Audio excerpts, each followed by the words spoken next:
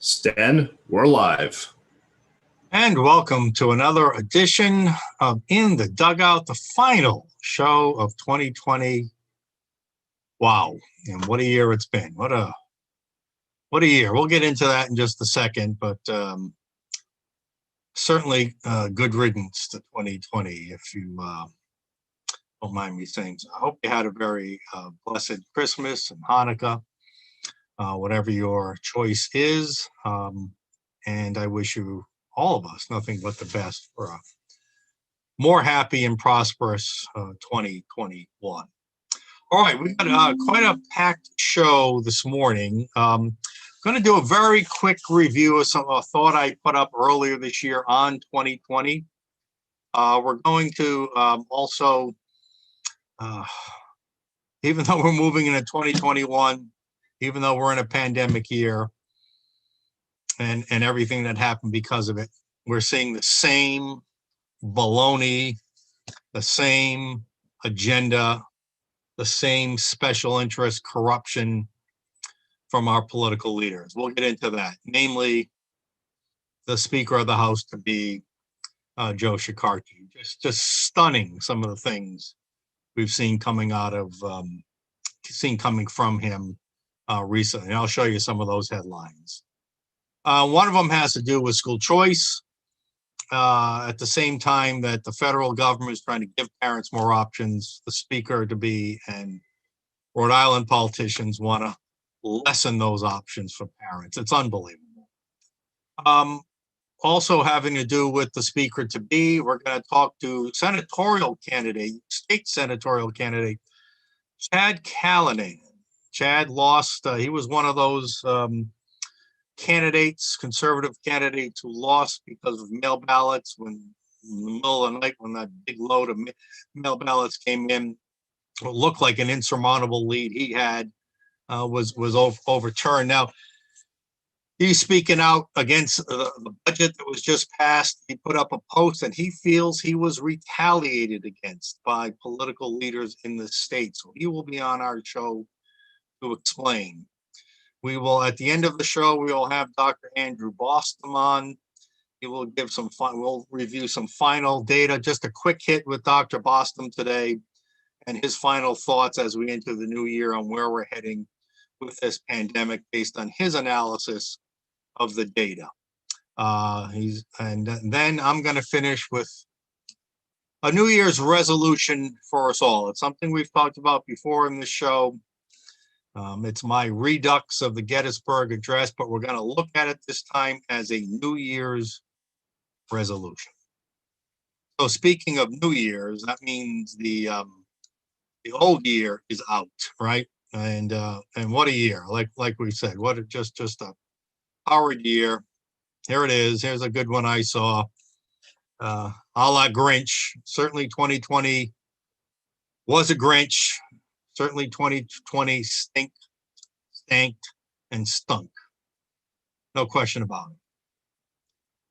You might remember, if you've been following the show, that in the middle of the season, I as some of you know, I have a column I write every month in the Rhode Island Echo.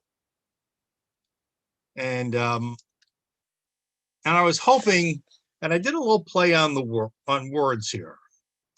If you look at 2020, in the middle of that is O2, or oxygen, right? So we talked about how the first half of the year seemed to be all about breaths and oxygen, something related to air and breathing. The George Floyd incident was the second, in the pandemic, which we breathe in. Obviously, if it's going to be passed and contagious, it's through the breath. The fires and the riots that consumed much of the air in our cities in the summer and late spring And I wrote the article. This was a July article. And I wrote this article, The Year of the Breath, hoping that the second half of the year would be different.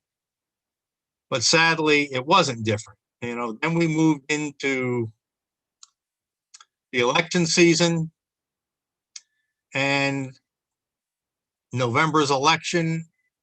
And for many, we're still holding our breath to find out who ultimately is going to be sworn in as president on January 20th next month.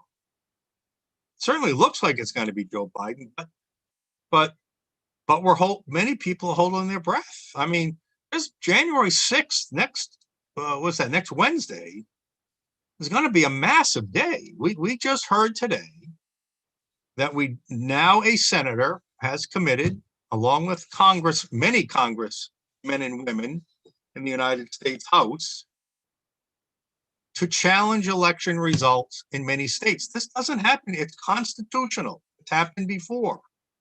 Democrats tried to do it in 2016, but they couldn't get a senator to go along. In 1960, Democrats did flip Hawaii. Hawaii originally was sent its electors for Nixon. After some debate, some recounts, whatever, rethought, the electors were awarded to JFK. So January 6th is going to be a wild day, not only in Congress, but outside in DC, because President Trump has called for a rally there. And it sounds, from what I'm seeing, like a lot of people are taking that very seriously. There's probably going to be hundreds of thousands of people there. It's a recipe for I don't know what. I mean, I certainly don't think the election is going to turn out differently, but that process, whether you like it or not, is going to happen on January 6th in the Congress. There's going to be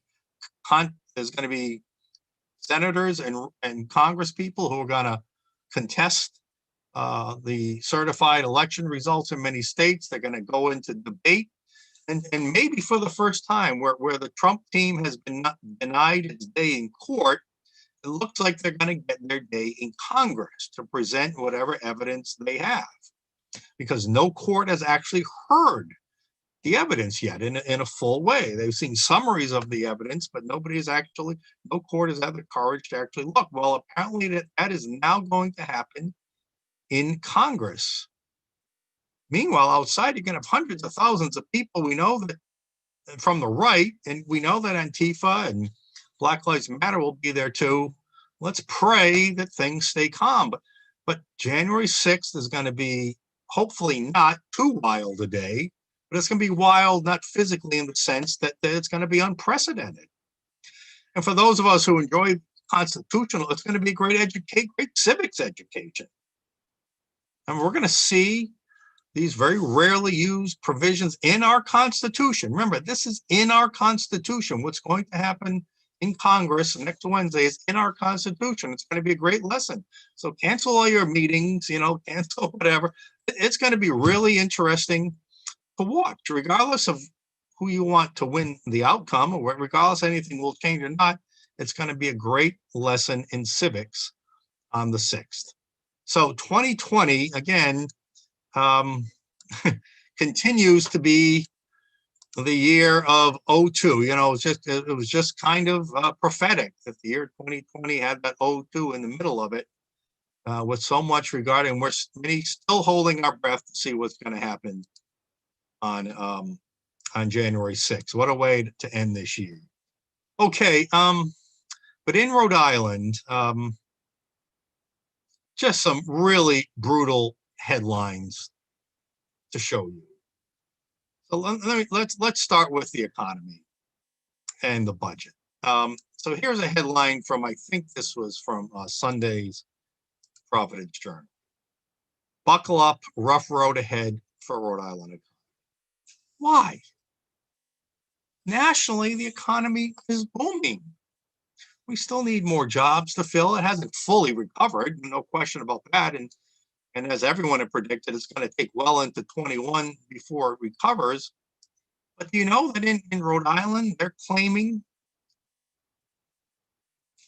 that it could be Professor Ladaro, who we have on here from URI, who has an economic forecast indicator index. And others are saying it's going to be 3-4 years before Rhode Island fully recovers. Now, that's completely on a separate track from the national economy. And why is that? Why is that? Well, the frustrating thing is I read that article, and that was an article by John Kostreva in Sunday Journal. He points out in the journal the problems in the state. And I'll tell you what caused those problems in a second. But amazingly, nobody suggests that we fix those problems. They just suggest we got to live with these underlying problems in our state. These are self-inflicted wounds that we can self-undo.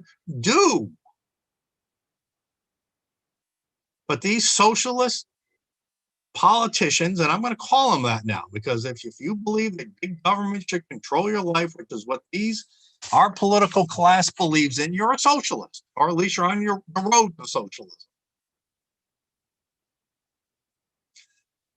We've implemented policies that have created these underlying conditions in our state that will cause us to be the first in and the last out of any kind of economic downturn or recession, or in this case, a pandemic-induced, a government-induced, government to shut down our economy, not the people. It wasn't a failure of the free market system. It was government to shut down the economy. It was government that created the tax and regulatory climate that has created the underlying condition why our economy suffers worse than almost any other state during these troubled times. And it can be undone. It is government, but they talk about the problem right there in the article, and yet nobody suggests that we should fix those underlying. They just think that more of the same, more government taxation, more government services, more investment. Investment means tax you to give it to someone else. More investment. These are the things that have caused, this is the liberal left mindset, and you know the saying, insanity is thinking that you do the same thing and you're going to, over and over again, you're going to get a different result. Well, in Rhode Island, it's a new year coming up, a year that we just left or just about to leave, that has thrown extraordinary, the pandemic, extraordinary obstacles in our way, extraordinary shutdowns of our government. But you know what? To Rhode Island politicians, it just doesn't matter. They just keep fiddling that same old tax and spend, special interest, gets all the favors tune. No matter what happens nationally, no matter what happens in Rhode Island, no matter how bad we rank, Rhode Island politicians just keep fiddling the same tune. Let's just keep giving you more of what has made our state such a tough place to raise a family, build a career, and get an education in the first place. Let's just give you more of those destructive things. We saw it in the budget, the state budget. We're going to talk about that in a little while with Chad Callanan. They dared to call it a skinny budget, a budget that went up $2.7 billion, 27% over last year's budget, and they call it a skinny budget. Yes, most of that increase was federal money. There probably is a one-kind. But how do you call a skinny budget something that's 27% fatter than it was last time? Do you see the word games they play? Do you see how they constantly try to deceive you? It's really infuriating. So in that article, they talk about unique challenges the state faces, including a difficult business climate. No kidding. But is anybody suggesting lowering taxes, lowering regulations on businesses in order to increase, lowering the cost of energy, lowering the cost of hiring workers? No, we're talking about making the business climate worse next year by raising energy prices. The governors signed us up to put us on a path to increase gas taxes with this TCI gas tax, Transportation Climate Initiative. Everybody's talking about a increased path to a $15 an hour minimum wage mandate on small business employers. And they're talking about raising the income tax on the wealthy, class warfare. It's the wealthy that invest or run businesses. But yeah, we're gonna raise taxes on them, drive more of them out of our state, and somehow expect that the business climate is going to improve. I mean, it's unbelievable. The article goes on to say, you know, the economy is, our Rhode Island economy is heavily weighted on low-wage jobs in leisure, hospitality, and retail. It's true. But yet there are economists and former state officials like a professor at Bryant University, Edinaldo Tabaldi, good guy, but he's just flat out wrong. Gary Sass, former director of administration for Governor Kucheri, flat out wrong when they try to tell us that that we need to raise taxes on the wealthy, that we need to increase spend money on these $300 or $400 million bond deficits. I mean, bond referendum that they're going to come out on early March this year. That somehow taxing people, because don't forget, a bond referendum is nothing more than a delayed tax. I mean, you got to pay for it somehow. So it's just going to increase interest payments, and you have to increase fees and taxes on the general populace to pay for it. So it's technically not a tax, but it leads to increased taxes in order to pay for it. And that investment, that's not the way it works. If you want to grow our economy, we need to make it improve the business climate. Nothing in this budget, nothing they're talking about for next year will improve the business climate in the state. It's right there. It's in the article. The Providence Journal says it. Everybody read it, yet nobody does anything about it. It's maddening. Then they create this false K-shaped recovery that Gary Sass and other economists are talking about. There's no data to support that.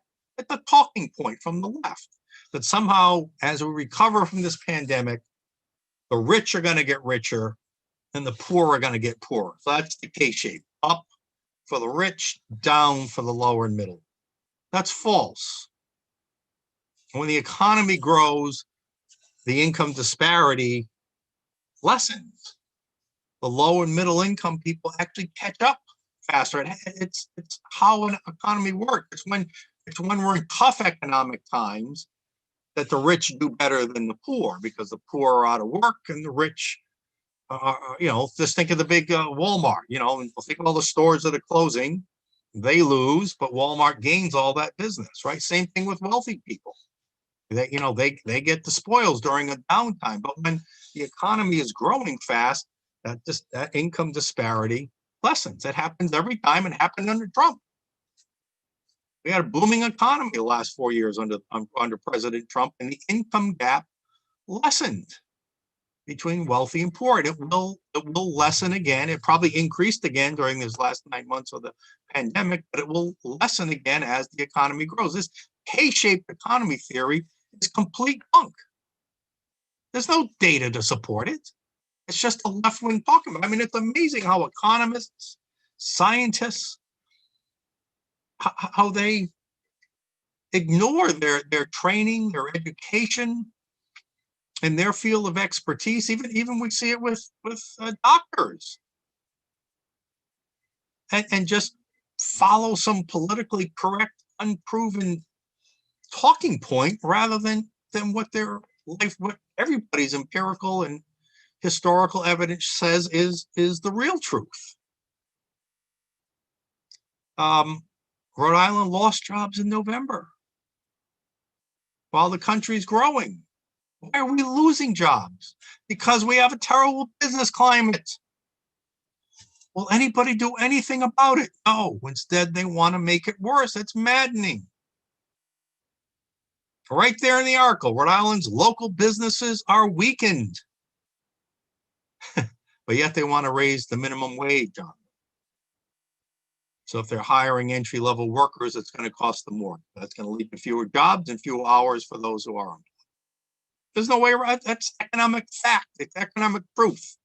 You can believe whatever you want, but that's the liberal land of make believe if you think you can raise a minimum wage and not impact jobs and hours worked.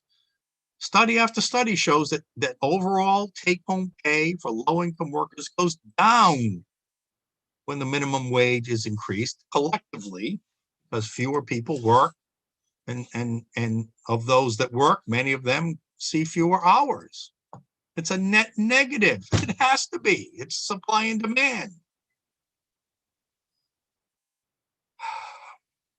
I'm just looking through the article again. Recovery won't feel like a recovery for many. Well, it's going to take time. You know, the governor says she's trying to balance health and economics. She's failed on both fronts. We're among the worst when it comes to cases and deaths per capita, and we're among the worst when it comes to crushing job losses and gross domestic product losses. But yet they just want to keep doing more of the. The article talked about a stagnant population. Well, yes. How the rest of the country is growing. We're going to find out probably within a month, but we're probably going to lose a U.S. congressional seat because we're not attracting people. We're driving people away with these high taxes, this high regulatory state, these mandates on businesses, these wealth taxes they're talking about. And yet they just want to keep doing more of the same, which will further make our population stagnant. Again, it's maddening. The article talks about a public education system that has damaged the state's competitiveness. Yes. Another problem, self-inflicted.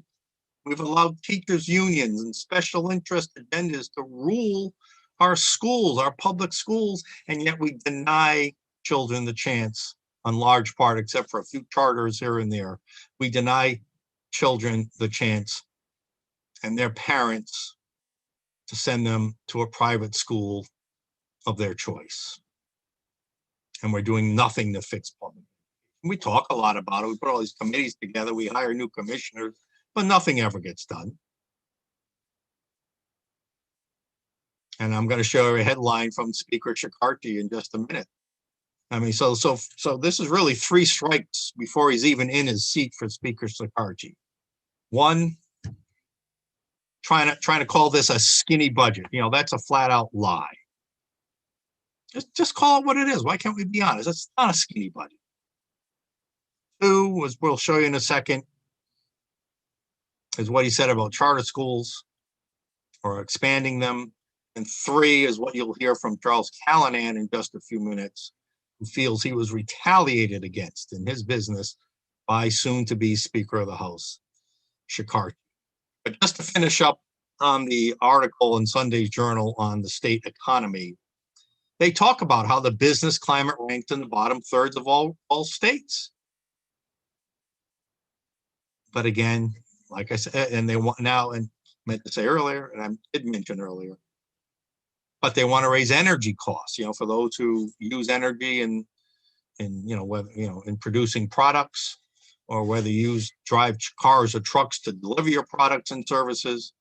They're now talking about artificial, up to maybe 23-cent per gallon increase. And this would also apply to yours and my personal cars when we drive our kids to school, or we go to work, or we go shopping, or we go visit family, or whatever it is we do, go on vacation.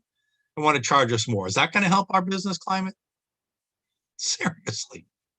The problems are right there in front of us, and our political class is so blind, so beholden to a special interest agenda, that they, like we showed you earlier, they just keep on fiddling that same old tune.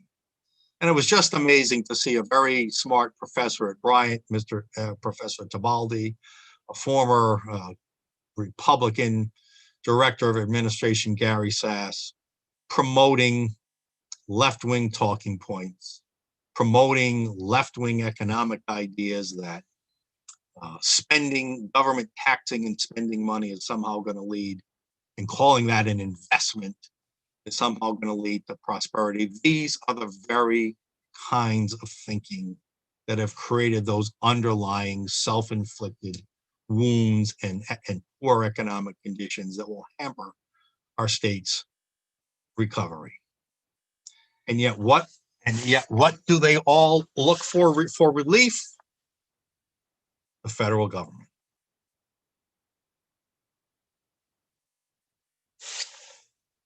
In the article concludes, or at least I'll conclude my summary of that article.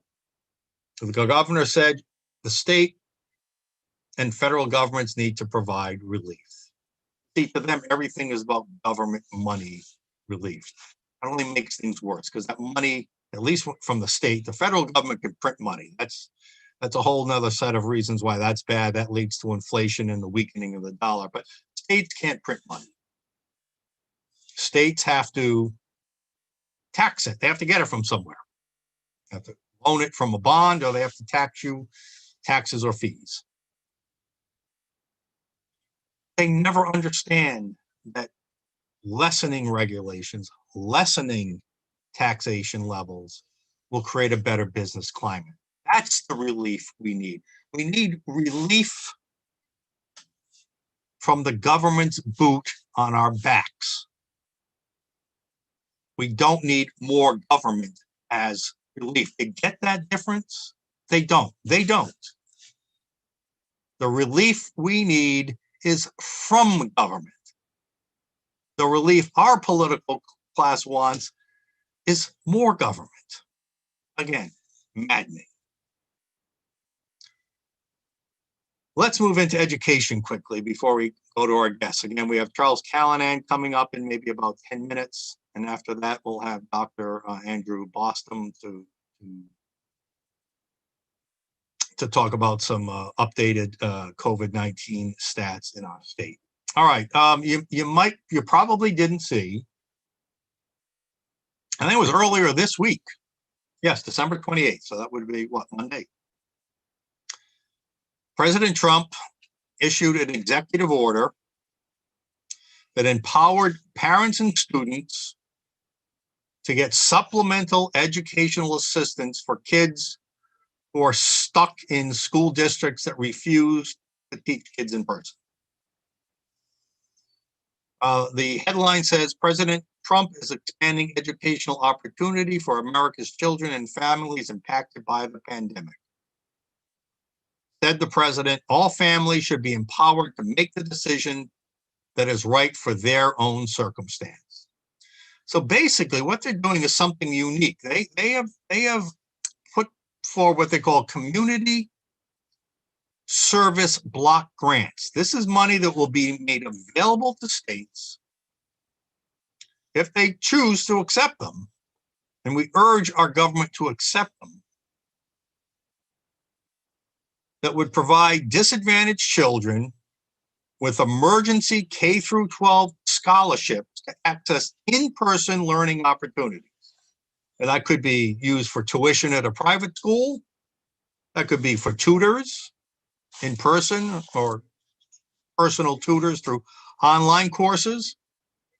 And it would be available to those disadvantaged children in school districts that refuse to have them come back to the school because the teachers' unions have blocked reopening the schools.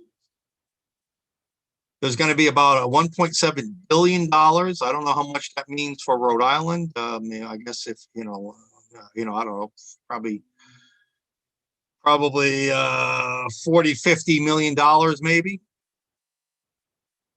that we could provide. And if you recall, you may recall our center actually proposed something like this a good 6 months ago or 4 or 5 months ago to use other funds, pandemic funds. But there's a new pot of money now in addition to the old pot of money, where if our politicians can escape the teachers union influence, we can provide many families in this state with the opportunity to get private school, whether that's in addition to their public schooling or in lieu of their public schooling.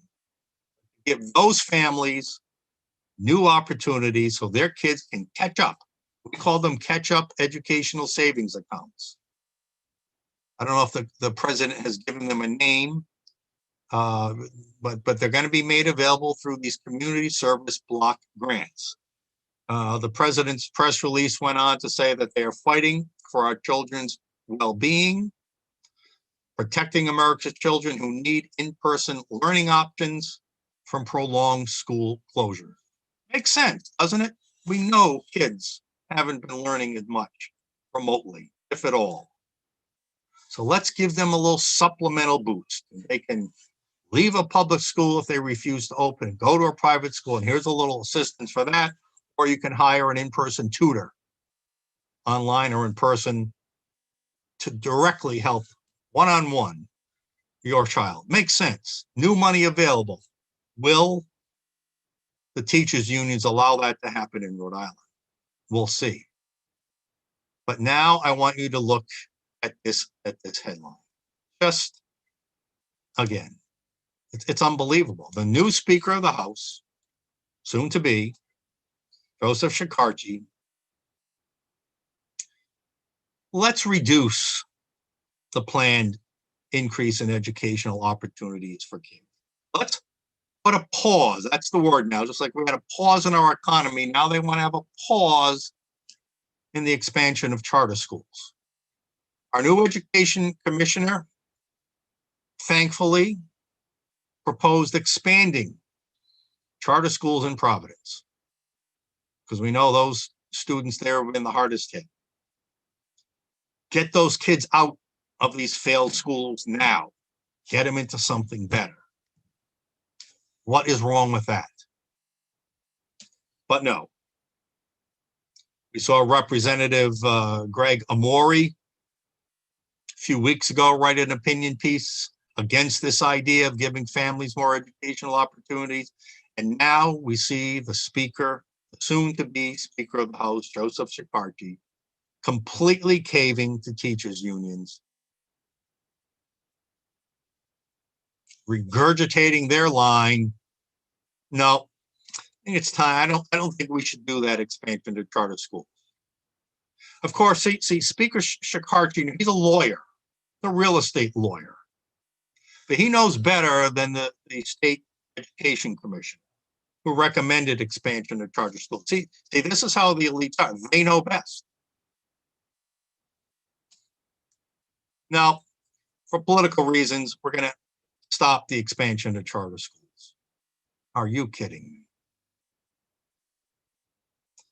So, again, no matter what happens, no matter how dire the circumstances, pandemics, horror show reports about our school system, businesses closing, national economy up, our state economy down, our jobs down, our outlook horrible, while the national outlook is good. No matter what happens,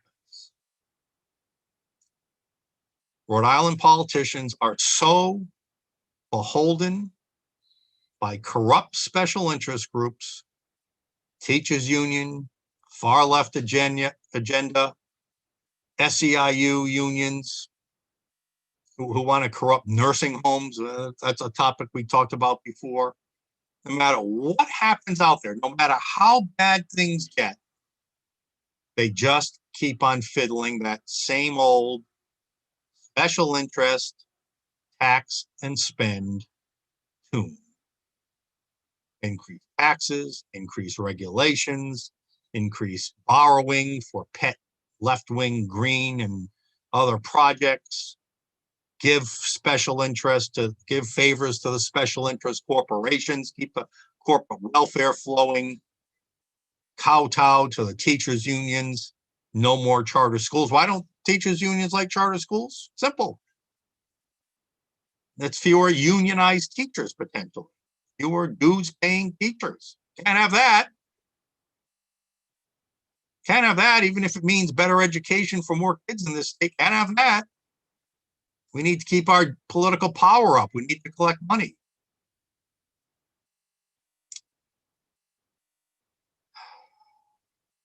I don't know. I mean, 2021 just looks like it's the same as every other year. We're going to increase government. We're going to close more businesses. We're going to lose more jobs. We're going to drive more people out of state. God forbid, I hope we somehow hang on and don't lose that congressional seat. Apparently, we're right on, rumors we're hearing, they're right on the edge, whether we're above or below that line, I don't know. And then there's another aspect of all this, the third strike against Chicago. First one being the lie of the skinny budget. The second one being the call to stop the expansion of charter schools. And the third is maybe the most insidious of all of them, if it's true. And I'm going to put a big if on that. We're going to have the guest in just a few minutes who's going to talk about that. Just waiting for Charles Callanan to call in. But it's long been known about government retaliation against people who speak. You might remember 5-6 years ago, there was a debate about raising the minimum wage for wait staff at restaurants. And a bunch of restaurant owners came in and testified, it's going to kill our business. They, if you take the minimum, the lower wage we pay them, which is, I don't know, $4 or $5 an hour instead of the 10 or 11. But if you count their tips, they're making way more than minimum wage. And it's going to hurt us. And it's not us paying it. It's the customer giving them the tips. Don't further burden restaurants. We operate on low margin. Well, they had the courage to speak out, to tell the truth. And while none of them would admit to it publicly, it's widely known that almost all of them immediately received an audit from the state.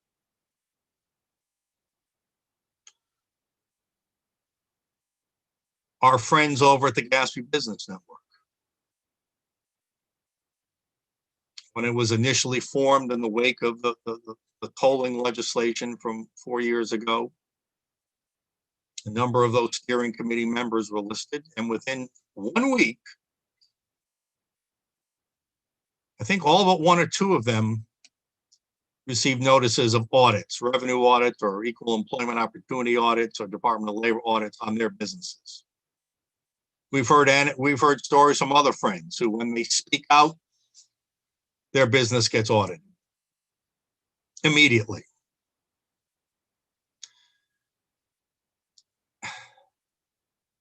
These audits, again, anecdotally,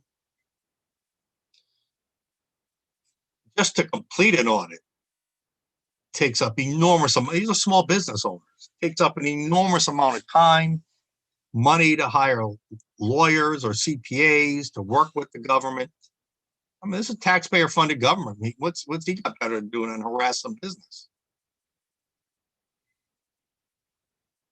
And not to mention any fines they might discover, true or false. Again, anecdotally, stories are told where people didn't owe any back taxes, but a back tax amount was created out of thin air.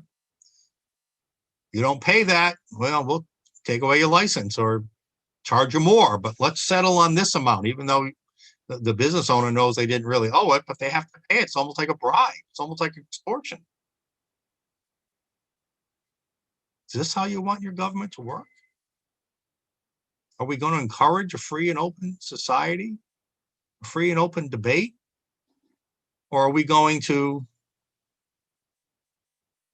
allow government to trample our rights? I mean, trampling our religious rights, our economic liberties, our right to speak during this pandemic. And when somebody speaks out, they get retaliated about. So joining us right now is Mr. Charles Callanan. We're just getting his audio connected, as you can see. He's got a new mustache.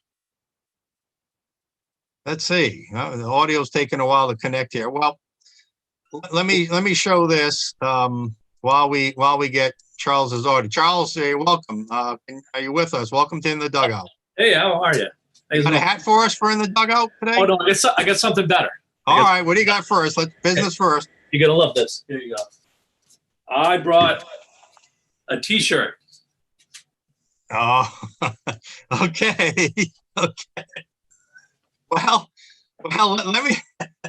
All right. So you are a former senatorial candidate. You were defeated basically by mail ballots in this last election in an East Greenwich State Senate election, but you're still an outspoken guy. And so let me share the screen and show you a couple of posts that you put up on social media, and then we'll have you explain it. This first one was a Facebook post.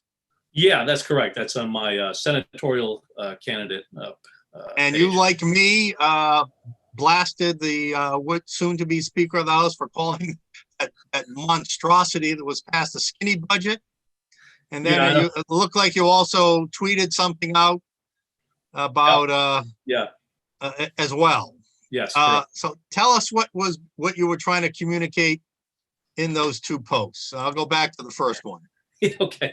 Well, I think as you can see, this was December 23rd, 9:48 a.m. And I love watching politicians try to sell things to the general public that just absolutely make no sense. And it says it right here. I mean, trying to call this thing a skinny budget at whatever it was, $12.2 billion. 12.7. Yeah, okay, $12.7 billion. After you've stolen $1.25 billion from business owners, you never gave them a dime.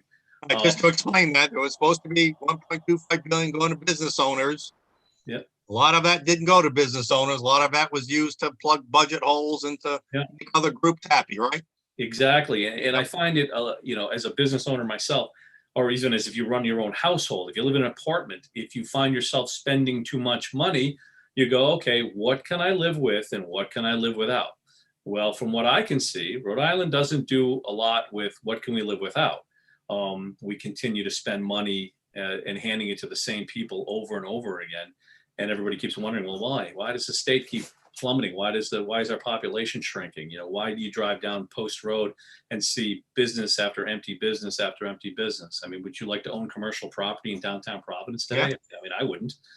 So even in that skinny, bloated budget, there's 20. They didn't give enough to the small business. So is that what you were referring to when you say the greatest heist in the history of Ocean State? Yeah, the $1.25 billion was, and I predicted it several months ago when it first came out. And I said, this will never make it to the people it was meant for. Not a chance, because they owe too many people. And that's pretty much been the problem with Rhode Island since I've ever lived here. You're talking about screwing the little people. The business owner is supposed to get that money, right? Yeah.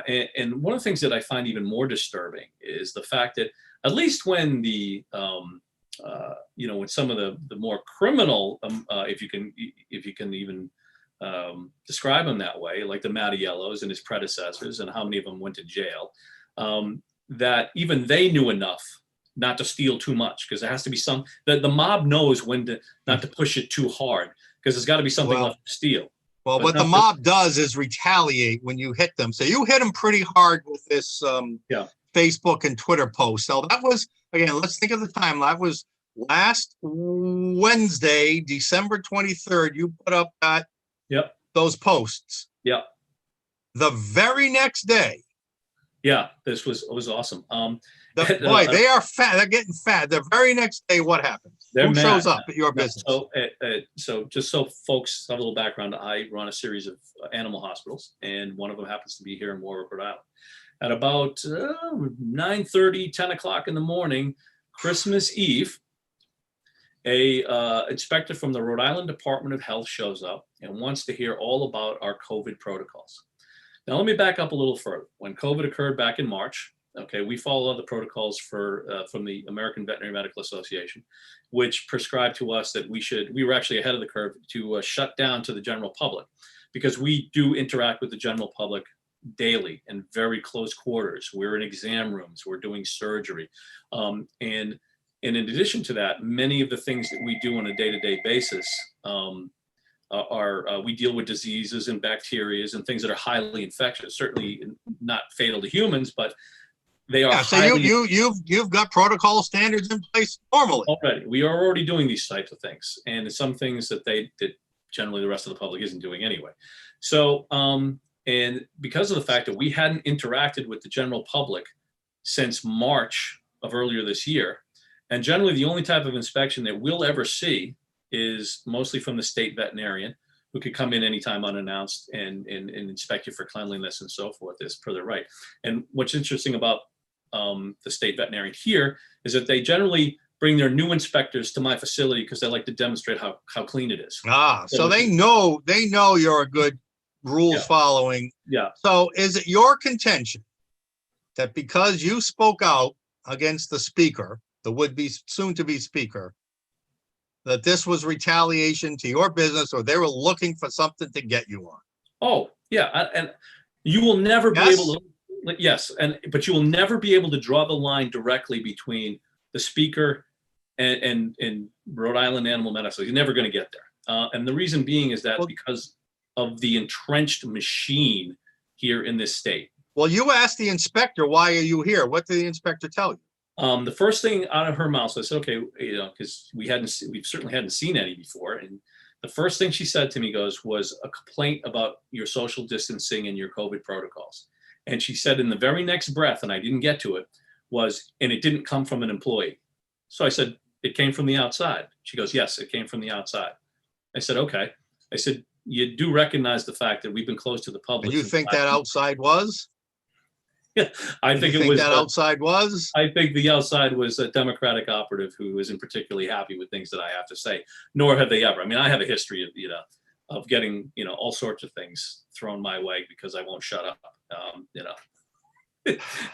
right. So you speak out against the political class, and they retaliate by coming to inspect and harass your business. Did they find anything, or did you get a clean bill of health? We got a clean bill of health. I think they said they wanted us to send them a copy of our COVID. If you get COVID, what do you do afterwards? I was like, okay, well, we'll do the same. I mean, the inspector really take care to look at the stuff, or did you get the sense it was just a perfunctory exercise?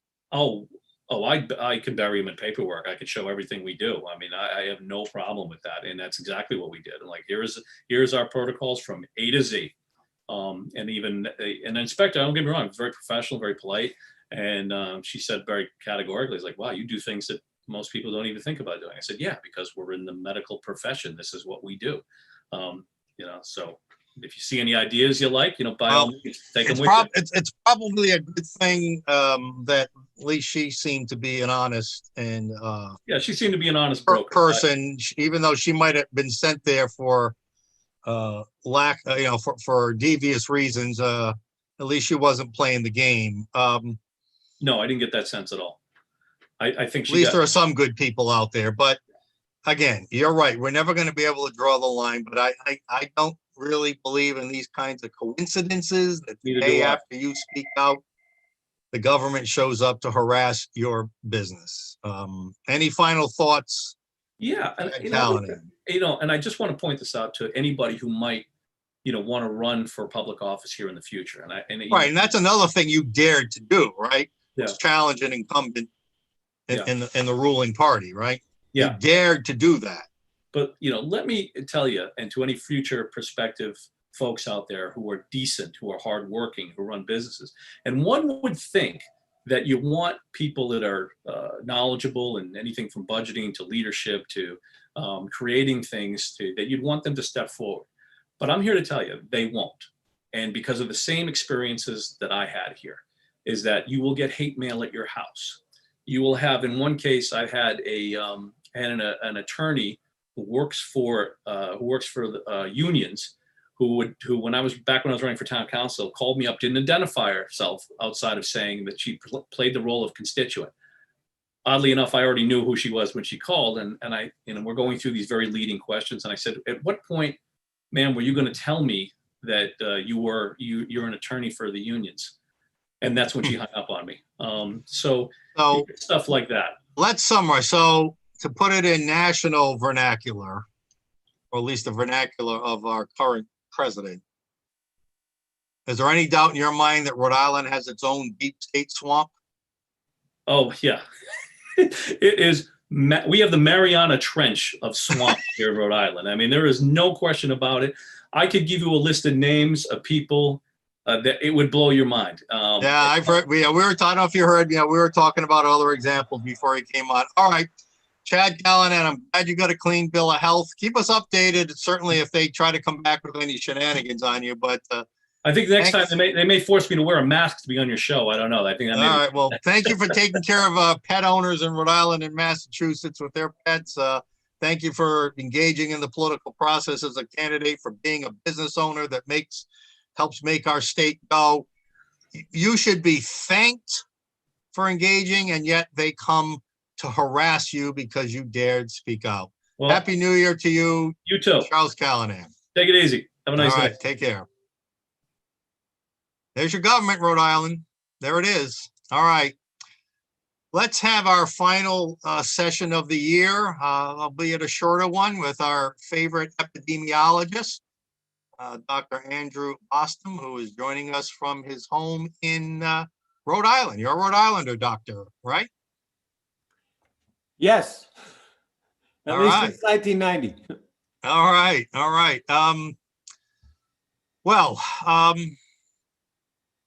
We've got about 7 or 8 minutes.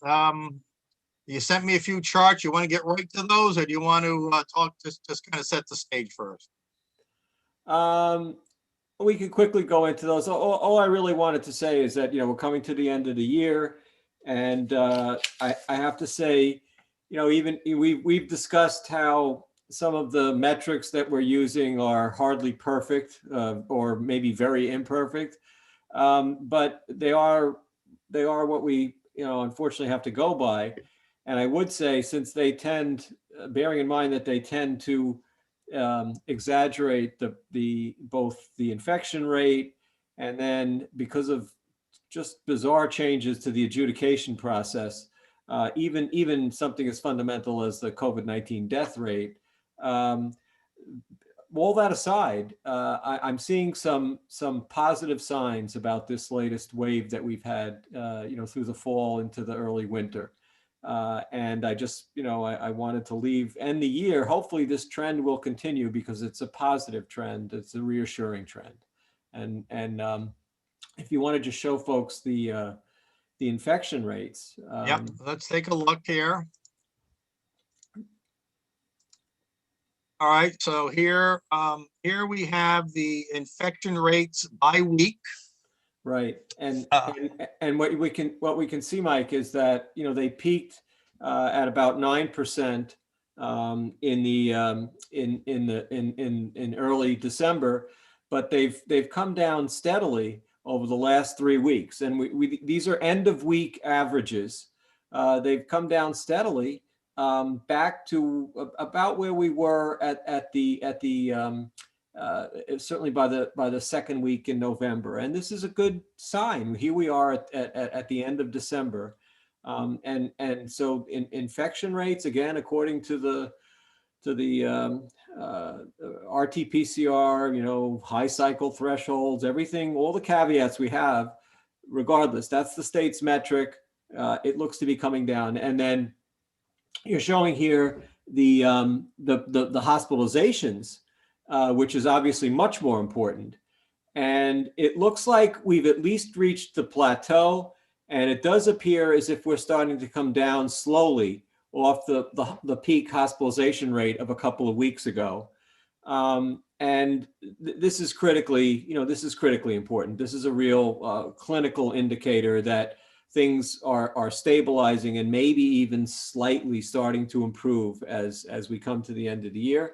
And then the last chart I wanted to show, which is obviously, the most important, is that the same stabilization that we're seeing in hospitalizations, the plateauing, appears to be true of deaths, of COVID-19 attributed deaths.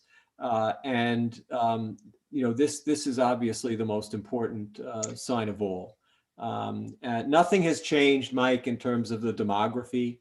I mean, this is still in the state of Rhode Island, overwhelmingly a disease of those, I would say, not just above 70, but above 80. And then for those below 70, all comers, it's not a significant risk. But what that tells us is that we've got to, as difficult as it is, we've got to do a better job protecting the elderly to the extent that we can, and hopefully, we saw, so let me ask you this, Doc. National news, a elected congressman, U.S. congressman from Louisiana, low Right. 40s, no previous condition, 41 years old. 41, caught the COVID and died. Yeah. So little any, local background on that, Mike. all right, give me This some is not- local background, but answer this question at the same time. I mean, any flu, any disease, even the common flu, right, can cause healthy people to die. It's rare, just, but is this unprecedented that a Well, healthy person? I'm not sure. We have to. More has to be discussed, and obviously the family's grieving, and it's a very sensitive issue at this point. But a local Louisiana story reported verbatim that yeah, sure, he was admitted with COVID symptoms, and apparently he was being monitored at home, and his condition deteriorated, and he came in. But he died of a myocardial infarction, of a heart attack. They say, and what are so-called peri-procedural, around the time of a procedure heart attacks, particularly in someone that's 41 years old, are heart attacks nonetheless. And so that's the description from a Louisiana report. In other words, he may have, for argument's sake, let's say he was really deteriorating and they tried to intubate him. He died during some procedure precipitated by his COVID admission. But Mike, that's no different than when someone is truly septic, comes in with an acute gallbladder infection and has to have it removed, and then they die during the surgery. I mean, that we don't say they died from it's a contributing cause, but we say they died from a heart attack, particularly if they're a young person who ostensibly, as far as we know, doesn't have major coronary artery disease. So this is a little strange to jump right away. I mean, let's say there was no acute heart attack. He could have been treated and recovered. And then we'd say it was a COVID hospitalization, but not a COVID death. So Right. it's a little murky. And you've studied this. You're of the opinion that many COVID deaths should not have been categorized as COVID. And you've done some study on this in Florida, right? Oh yeah, there's and actually the state of Minnesota is about to embark on the same thing, because a preliminary finding that I was sent, overseen by a state senator who happens to be a family practitioner, came up with a very comparable figure, that there may be a 40% excess of deaths that are being designated COVID deaths. Now, they didn't go through the extensive process yet that Florida went through, which is actually auditing 14,000 death certificates. But there are about 3,000 deaths attributed to COVID in Minnesota. And they're arguing that based on this death file that they received, as best they could evaluate it, close to 1,000 of those deaths may not be truly COVID deaths. So again, this is a tragic case. You mentioned something about flu. Inflammation of the heart itself, myocarditis, occurs in about 10% of patients that are hospitalized with influenza. So yeah, sure, other things, anything that causes sepsis, whether it's a viral infection or a bacterial infection, can cause significant problems that have to do with. So when we hear, I mean, just general, again, not commenting on this case, but when we hear, which is a tragic case, that that a healthy person died from the COVID virus, other people, healthy people, have died from other flu or viruses in the past, is what you're saying, right? It's not unprecedented. Absolutely. It's rare, but it's not unprecedented, right? Absolutely. And again, particularly with coronavirus, what we're seeing, certainly in the pediatric age range, is something that's actually more benign than influenza. In the range above 18. For the healthier people, right? That's right. Right. In the range above 18, obviously there's more underlying conditions, and you can see, obviously you're seeing some deaths, but it's still overwhelmingly a disease of the elderly. And again, Mike, this particular case, with all its shock value and all its exploitation, which of course is happening, is still rather unclear. I mean, again, Right. the report that he died during a procedure of a heart attack really raises a red flag about how intimately it's related to coronavirus itself. All right, last question. Another topic I've talked a lot about on this show. I've talked about a little bit with you, but it's been in the news lately. Was herd immunity. Dr. Fauci apparently flip-flop.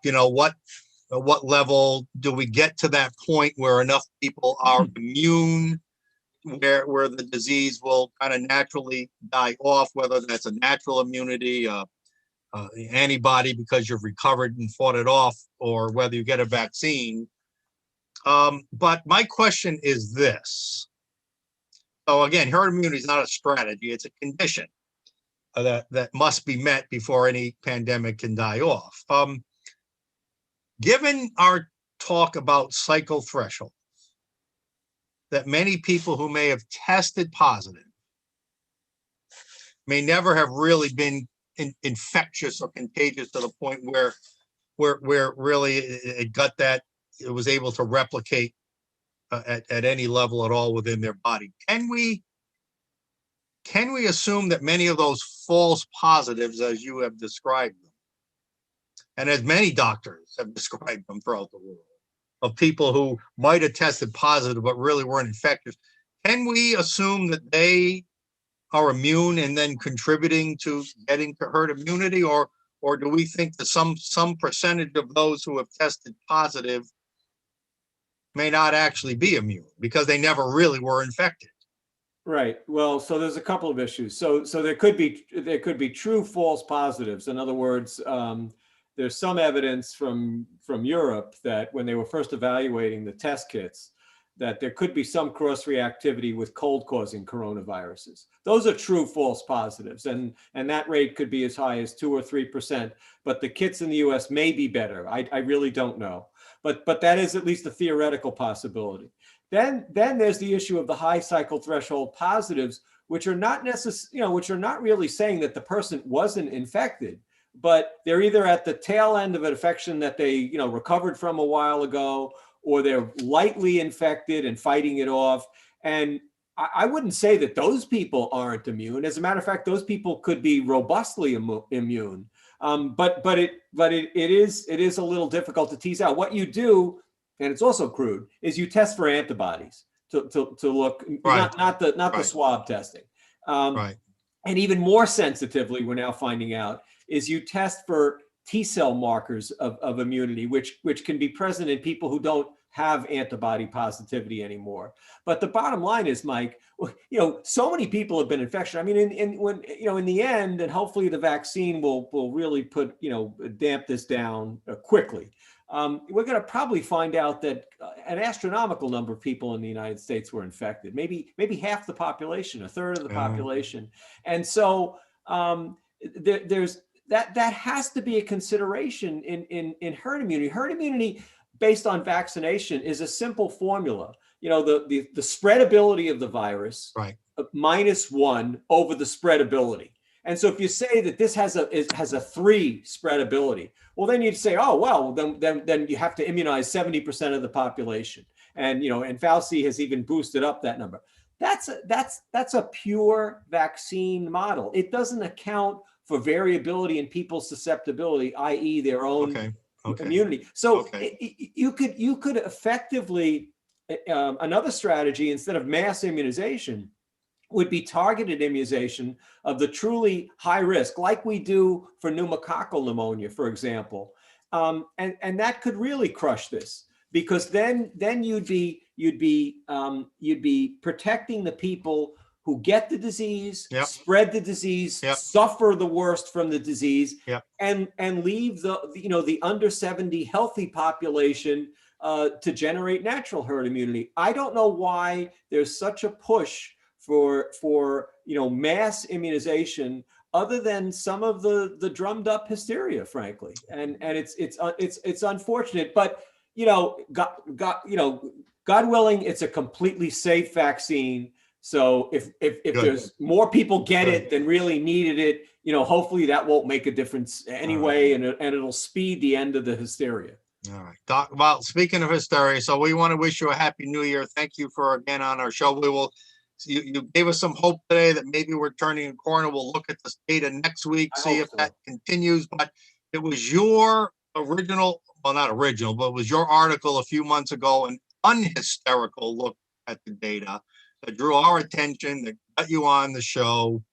And you are taking a scientific, data-driven, non-hysterical approach towards this versus our government, which is trying to increase the fear factor, increase the fear curve as much as they can, who are actually reacting with hysteria. So thank you for your steady approach on this, and we will have you back next week. All the best for a great 2021, Doc. You too, Mike. Thank you very much.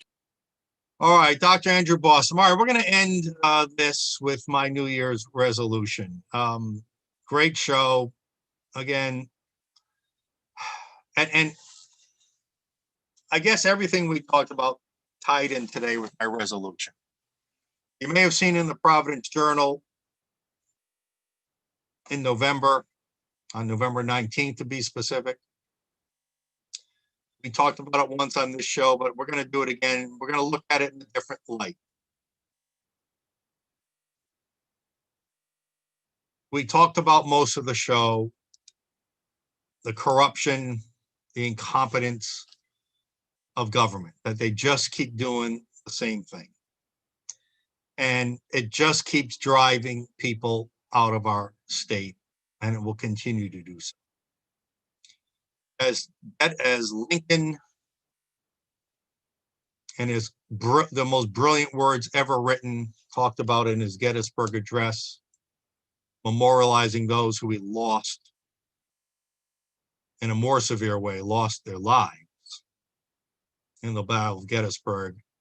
I adapted Lincoln's great words, and I'll read them to close out our year to you. And so I'll leave you with this, because it is a resolution. At the end, Lincoln talks about, here we highly resolve. The politicians are just doing the same things to benefit the same special interest corruption. And that has driven people away from our state, those we have lost to other states. So here's our resolution and my Rhode Island redux of the Gettysburg Address. I'm going to be reading along from the right, from my adapted version. For your review, Lincoln's original words are here for comparison on the left.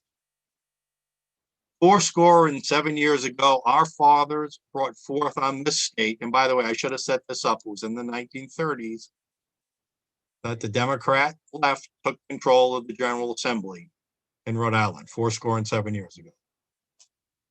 So 77 years ago, our fathers brought forth on this state a new political majority, conceived in patronage and dedicated to the proposition that all special interests are created more equal. Now we are engaged in a great war of cronyism, testing whether that state or any state so conceived, so dedicated, can long endure. We are men on a great battlefield of that war. We have come to execrate a portion of that field, a final resting place for the taxes of those here who were forced to give their hard-earned treasure that state's insiders might thrive. It is altogether unfitting and improper that we should accept this. But in a larger sense, we cannot tolerate, we cannot consecrate, we cannot hallow this corrupt sufferance. The industrious men and women, living and dead, who emigrated from here, have disavowed it, far above our poor power to retain them in our state. This state will little note nor long remember when they lived here, but it can never forget why they left here. It is for us, the remaining, rather, to be dedicated here to the unfinished work which they who fought for their happiness have so nobly reminded us. It is rather for us to be here, dedicated to the great task remaining before us, that from these departed patriots, we take increased derision to that ignoble cause for which they were taxed the last affordable measure of income. That we here highly resolve, as we end 2020, that these emigrants shall not have fled in vain, that this state, under God, shall have a new birth of freedom, and that government of the people, by the people, and for the people shall not perish from the state. Let us make that our resolution for 2021. Let us not allow government to infringe on our rights anymore. Let us not let this state government tax us anymore, income taxes, gas taxes, TCI gas taxes.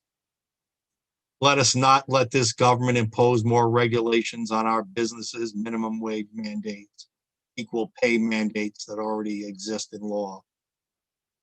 Let us resolve those immigrants shall not have fled in vain, and that we will stand and fight for a freer and more prosperous Rhode Island. For the Center for Freedom and Prosperity, this is Mike Stenhouse wishing you a much better 2020.